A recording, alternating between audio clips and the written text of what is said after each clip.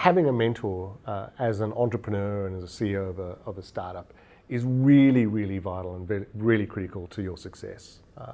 So for me, I've had the same mentor for the last 15 years. It's been a fantastic relationship.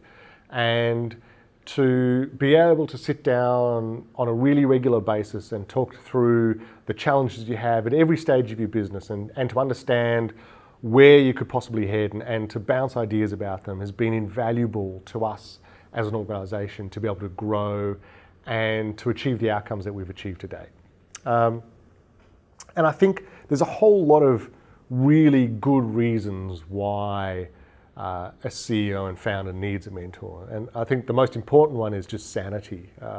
It's the ability to talk to someone really openly about how you're feeling about the business, what your pain points are, what are you trying to achieve, what are your frustrations, where do you think you could go, and to really have that sounding board that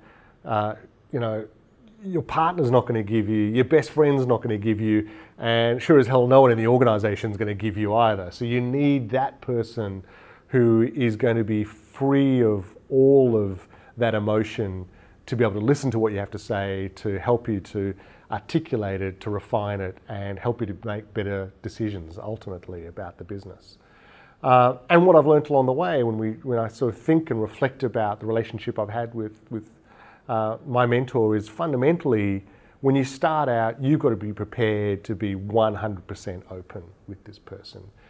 You have to tell them everything that goes on and what you're feeling and what your fears are about the organisation and what's frustrating you. And if you don't do that, if you don't give them that input, they're not going to be the effective mentors you need them to be.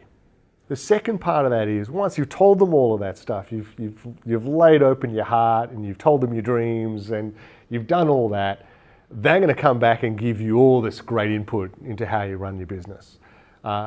And bear in mind that that input's not definitive. Ultimately, you as the CEO and the founder run the business. It's not the mentor's job to run your business. You take that input, you think it through, and you filter it based upon your true understanding of where you are, and you use that really effectively to make better decisions. And I think that's it. The core responsibility for your organisation rests with you. It doesn't rest with your mentor. So use your mentor for the sounding board that they are.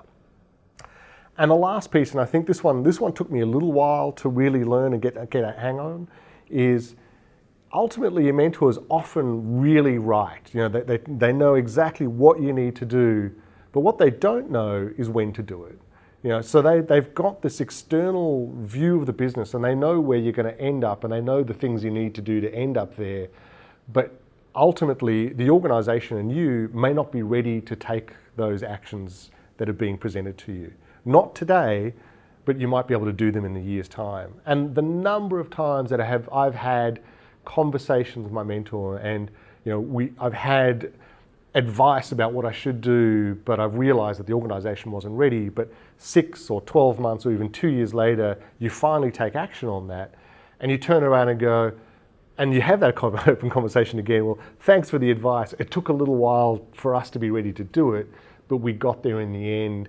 And yes, we've moved forward because it was valuable advice. It was right, but the timing was wrong. And I think that's one of the core filters that you as a CEO need to use when thinking about the relationship that you have with your mentor. And if you take all those three things in combination, you can have this amazing relationship that lasts an incredible long time and adds tremendous value to your own personal life and to the business that you're trying to build.